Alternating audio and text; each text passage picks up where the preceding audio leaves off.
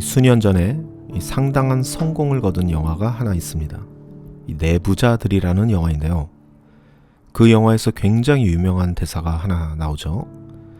그 대사의 수위가 조금 세기는 하지만 이런 대사였는데요. 어차피 대중들은 개 돼지들입니다. 적당히 찢어대다가 알아서 조용해질 겁니다. 라는 대사죠. 이 대사를 들으면서 많은 국민들이 이 정치인들이라고 하는 사람들이 우리 국민들을 생각하는 수준이 딱 이 정도로구나 하면서 많이 인용되기도 하고 많은 사람들의 공분을 샀던 것을 기억합니다. 그런데 이 대사를 듣고 많은 국민들이 화를 내게 된 이유가 저는요, 그 개 돼지가 가지고 있는 이 어감이 너무 세기 때문에 그냥 그것 때문에 기분이 나쁜 것으로 끝나는 게 아닐까 생각합니다. 저는 이렇게 생각합니다.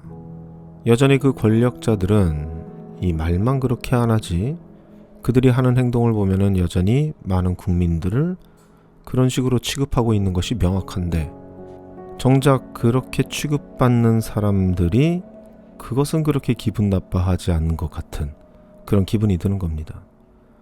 쉽게 말하면은 개돼지라고 말만 안 하고 그렇게 취급을 하면은 그건 괜찮다는 겁니다.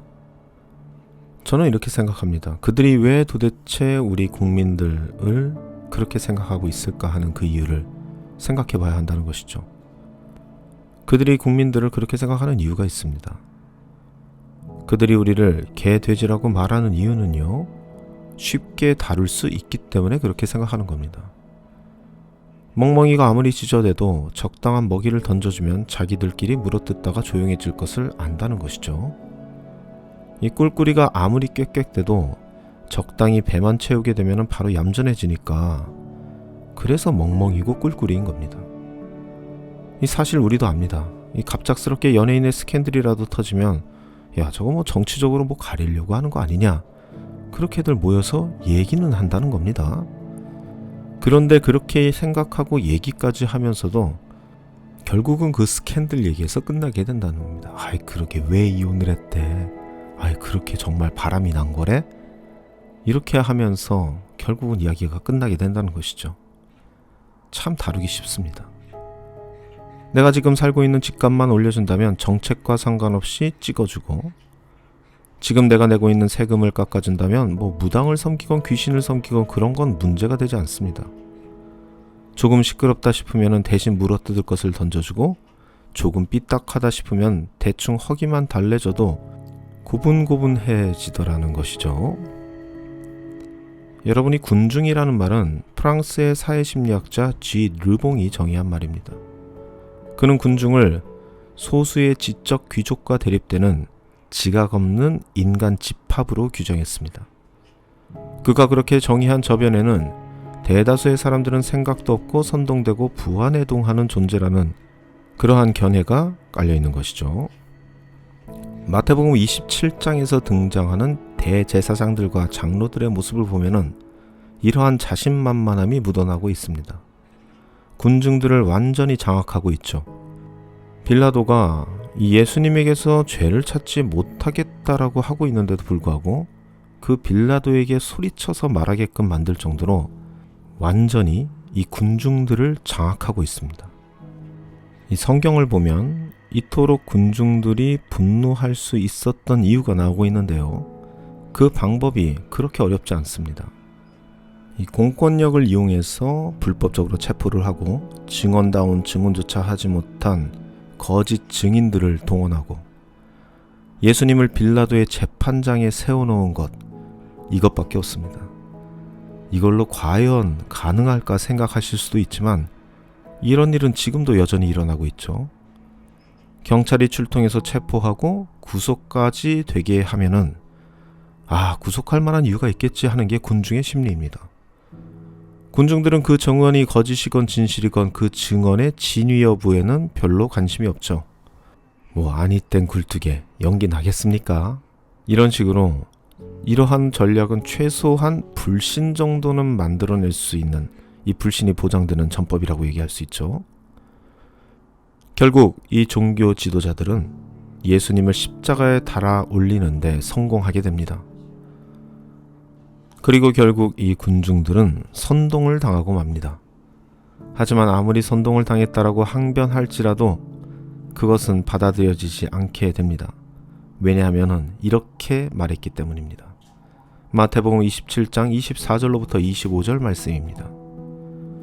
빌라도는 자기로서는 어찌할 도리가 없다는 것과 또 밀란이 일어나려는 것을 보고 물을 가져다가 무리 앞에서 손을 씻고 말하기를 나는 이 사람의 피에 대하여 책임이 없으니 알아서 하시오 하였다. 그러자 온 백성이 대답하여 말하였다. 그 사람의 피는 우리와 우리 자손에게 돌아올 것이오. 이렇게 말이죠. 어리석습니다. 정말로 어리석습니다. 우리가 군중으로 머물러 있다면 우리는 우리 자신이 그것을 인정하건 인정하지 않건 간에 결국 개, 돼지로 대우받게 될 것입니다. 권력자들에게 말이죠.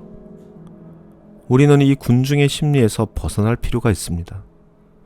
권력자들로 하여금 만만한 상대가 아니라는 인식을 계속해서 심어주어야 합니다. 어떤 분들은 이렇게 말할 겁니다. 우리가 그걸 어떻게 합니까? 우리는 힘이 없는데 말이죠. 그렇지 않습니다. 이미 우리는 우리 대한민국의 역사 안에서 권력자들의 결정을 번복한 역사를 가지고 있는 민족입니다. 이승만 대통령은 4.19 의거로 하야했고 6.29 민주화 선언을 통하여서 대통령 직선제를 이뤄낸 민족입니다. 촛불 집회로 탄핵을 막아내고 그리고 탄핵을 이루어낸 국민들입니다.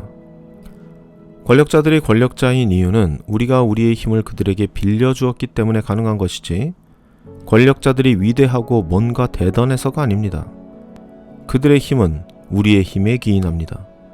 그러므로 우리가 우리의 힘을 거두어들인다면 그들의 힘은 유지될 수가 없는 겁니다. 저는 이런 생각을 해봅니다. 우리가 가진 힘을 권력자들을 비롯한 이 세상의 사람들에게 주지 않고 우리가 가진 그 힘을 하나님께 드렸다면 어떠했을까 하는 생각을 해봅니다. 안타깝게도 인류 역사상 이런 경우는 거의 없었습니다. 기독교 세계관이 지배하고 있던 중세시대도 그 권력이 하나님에게 있다기보다는 당시 사제들과 교황들에게 있었으니까 말이죠. 우리가 군중의 대우에서 벗어나기 위해선 우리가 그리 쉽게 다룰 수 있는 사람이 아니라는 것을 인식하고 있어야 합니다. 우리를 다스릴 수 있는 존재는 사람이 아닙니다.